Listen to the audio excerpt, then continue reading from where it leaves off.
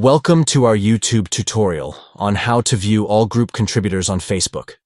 If you're looking to see who has been contributing to a specific group, you've come to the right place.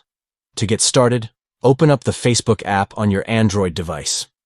Once you're in the app, navigate to the desired group that you want to view the contributors for. Now, tap on the group name at the top of the page. This will take you to the group's main page. Next, look for the Members section and tap on See All next to it. Scroll down until you find the Group Contributors section. Here, you'll see a list of members who have been actively contributing to the group. To view all group contributors, simply tap on See All under this section. And there you have it. You can now see a complete list of all the members who have been contributing to the group. This feature can be helpful for group admins to recognize and appreciate the members who are actively participating in the group. Thank you for watching our tutorial. Don't forget to like and subscribe for more helpful tips and tricks on using Facebook.